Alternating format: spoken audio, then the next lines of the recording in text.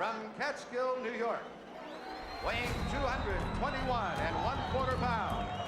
He is undefeated with 26 wins, 24 of those wins by the KO route. He is rated #1 by the WBA. Here is the dynamic Mike Tyson. The most expensive heavyweight fighter, the strongest puncher, the best in many other ways. So counter right hand by Mike Tyson is invited. And there was an uppercut. In this video, we're going to recall the 15 best knockouts performed by Tyson and enjoy every moment. Mike learned his signature style, characterized by its speed and explosive sharp blows, from Cus D'Amato. This style manifested itself from the beginning of Mike's professional career and was especially evident in the 15 most powerful knockout blows he delivered. One of his early fights is no exception, his bout with Marvis Frazier in 1986. At that time, Marvis was a promising boxer, with a record of 16-1. Everyone expected a legendary spectacle from the fight. Tyson moved his opponent into a corner and delivered a right uppercut, followed by a series of 5 powerful blows. Frazier falls, and the referee starts counting. Only 30 seconds have passed from the start of the fight, and Marvis was unconscious. The referee stops counting. It took several minutes for Frazier to come to his senses. It's not without good reason that this hard knockout is called one of the most spectacular in Iron Mike's career. Give me first your reaction to the fight. The fight, I was confident. I trained real hard with my trainer, Kevin Rooney, who I owe a great deal to. And I came out and I was confident. I knew the fight. I felt it deep in my heart. I was going to stop him in the first round. Did you know from watching tapes of him that you could hit him with the uppercut? No, that's my favorite punch. And I watched the time, and I knew from my trainer telling me, as he throws his punches, he bends down. And I knew that would be perfect for my uppercut. I planned on working the body more, but I saw the opportunity, and it looked too good to go away. In September 1986, Mike Tyson entered the ring against Alfonso Ratliff. The fight against Alfonso was the last before Mike's first championship title fight with Trevor Berbick. Tyson quickly figured out his rival, demonstrating the brilliant technique that distinguished him from his early years in the professional ring. After waiting a moment, Mike dodges to the left and throws a powerful left hook into Ratliff's jaw. Alfonso falls to the floor. He gets up on one knee and waits until the referee counts to 9 before he stands. Mike rushes to finish the fight and shoots a series of 8 hits. Ratliff barely escapes in the clinch. After the referee separates the fighters, Tyson begins beating Ratliff near the ropes and ends up finishing him in the second round. Davey Pearl looking very closely. And that's all. It's over.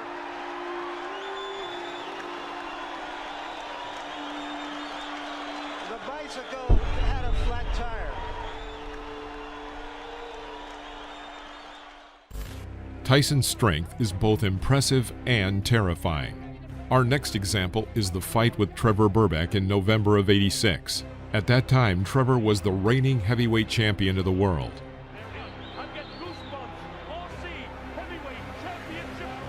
At the end of the first round, Berbick is on the verge of a knockout. He has already missed several incoming hard punches, but is still on his feet.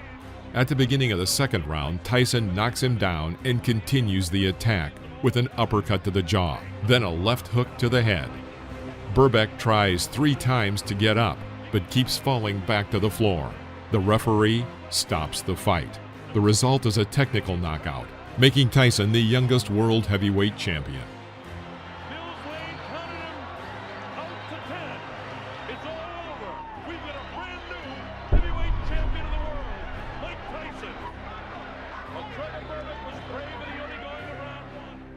Iron Mike is famous for the brutal power he used against his opponents. In the fight with Pinklin Thomas on May 30th, 1987, this was especially noticeable. By this time, Pinklin had only 1 loss on his record, to Trevor Berbick, who was defeated by Tyson earlier. The fight began with an explosion of side hits from Mike, but Pinklin resisted. Thomas lasted until the 6th round when Tyson threw a devastating series of uppercuts and hooks with both hands, dropping Thomas to the canvas. It was a brutal and absolute victory. In his autobiography, Tyson later said that he hit Pinklin with everything he had, not caring what would happen to him.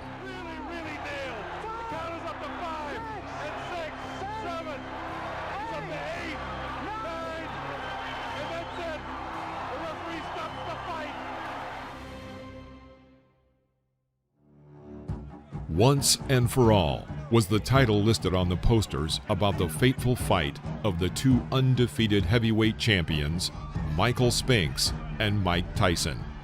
In 1988, this was perhaps the most important event in the world of professional boxing. Tickets cost more than $1,500, and such celebrities as Madonna, Oprah Winfrey, and Sylvester Stallone came to see the spectacle. The hall was full of stars. Normally it have been in the past. Now watch Tyson jump right into his chest. In the middle of the first round, Tyson throws an uppercut to the chin using a right hook. Spinks falls. The referee counts to 3, and he rises. A powerful left-right combination to the head, and Spinks again is lying on the canvas. 91 seconds into round 1, and the fight is over. The fight became not only known for its short duration, but also for the staggering fees paid to the boxers, $22 million and $13.5 million. The Ring magazine named this one-round fight the fight of the year. Instinct as a champion and as a winner was to try to fight back. Many of Tyson's opponents were knocked out for the first time in fights with him. The same happened in the fight with another boxing icon, Larry Holmes. Before the start of the fight, Holmes insulted Tyson several times, and this did not set well with Tyson.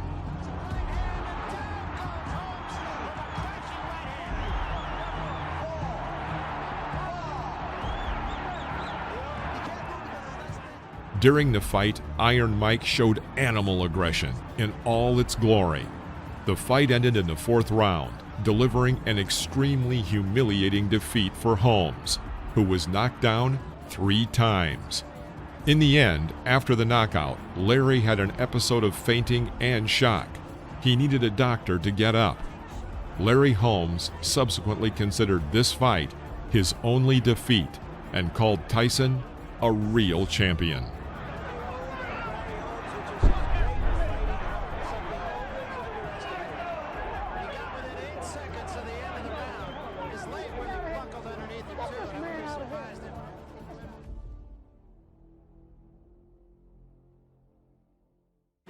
The Hard Way Back was the name given to Tyson's fight with Alex Stewart.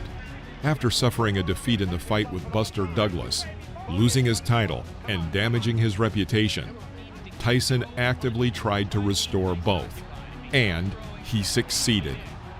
10 seconds into the fight, and Stewart was knocked down with 2 speedy right punches. He got up on the count of 5 and was knocked down again about a minute in.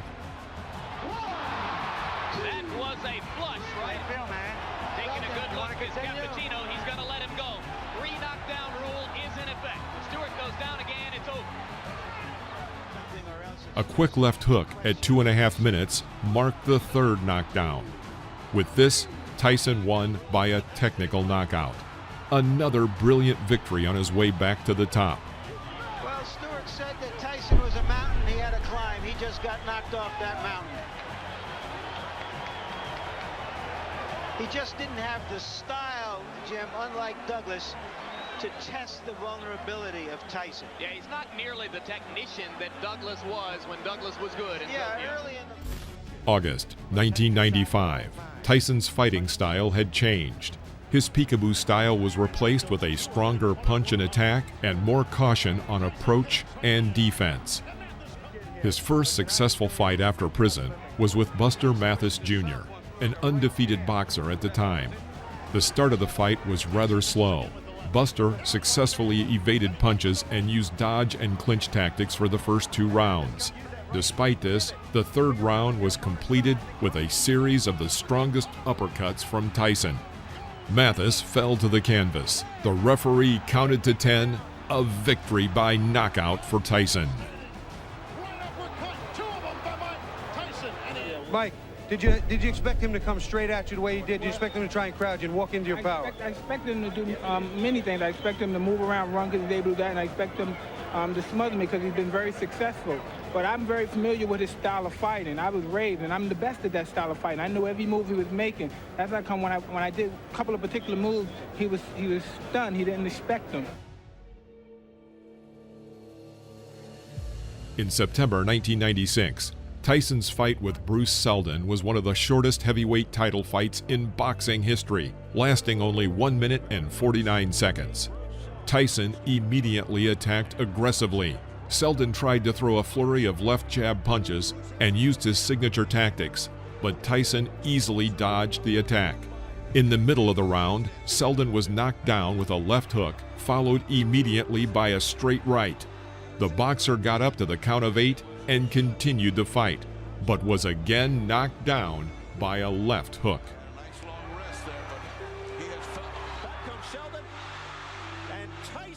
Bruce got back to his feet but lost his balance. Referee Richard Steele stopped the fight and awarded Tyson the win by TKO, making him a 3-time world heavyweight champion. 9 seconds were left and he was not going to weather the storm. If he came out, he'd have been flat. I mean, flat. He had nothing.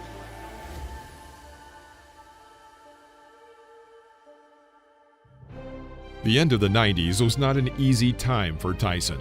After a stint in prison and the revocation of his boxing license due to the fight with Holyfield, the frequency of his fights changed. About once every 6 months, he held fights with high-ranking athletes. One of these fights was with Francois Botha. Mike had been preparing for only a month and a half, apparently underestimating his opponent. Botha had the advantage during the first 4 rounds and led over Tyson, who seemed to be unsure of himself. Several times the fight went past the bell, and the fighters had to be separated, and points were detracted.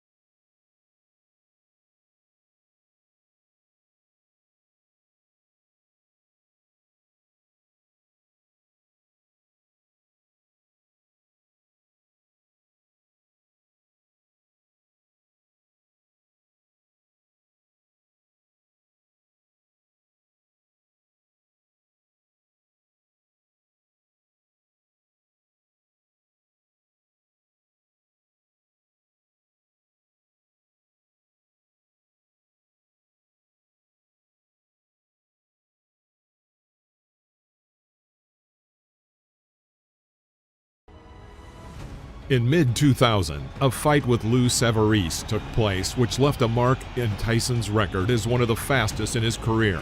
Obey my instructions. Shake hands. Good luck to you both.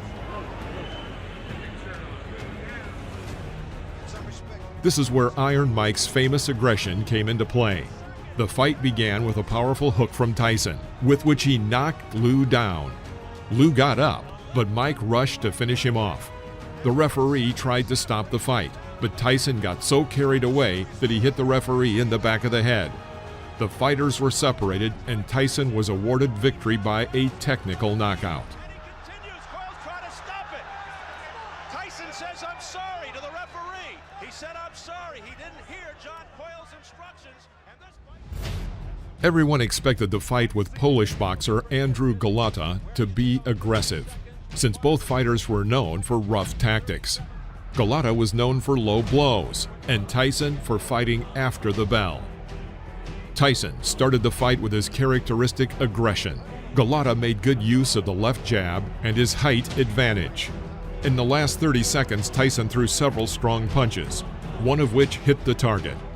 Next, another powerful right cross, and Golota was on the floor, bleeding from a cut over his left eye.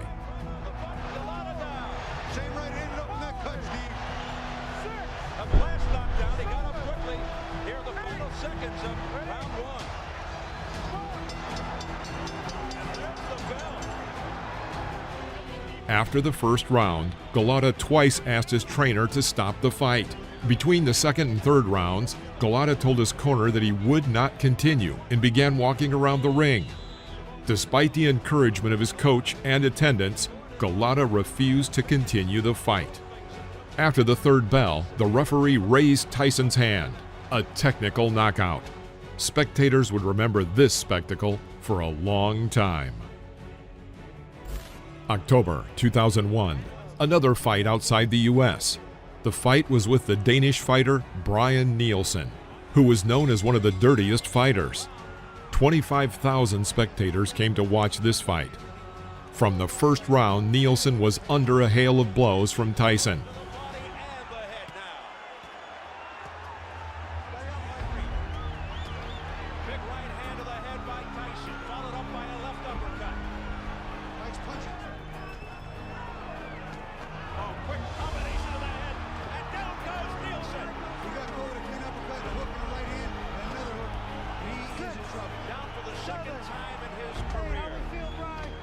In the third round, Tyson hit Nielsen below the belt, clearly causing him great pain. The fight resumed, but the situation did not change. And after the sixth round, Nielsen refused to continue the fight. An impressive fee of $13 million and a technical knockout again went to Iron Mike.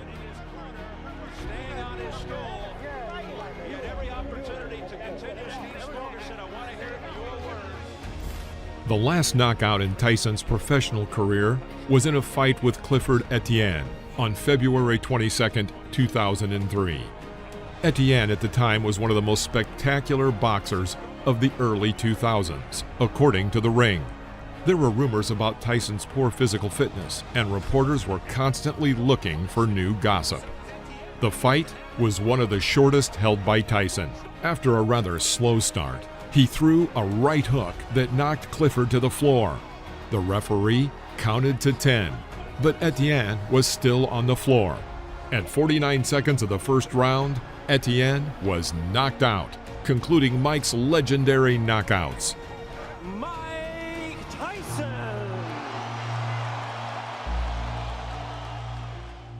Tyson is an impressive and intimidating fighter. He received the title of the cruelest fighter for a reason, and it's easy to see why after what we have witnessed today. What do you think of the boxing legend? Please let us know in the comments, and don't forget to give us a thumbs up and subscribe to the channel. See you next time in the ring.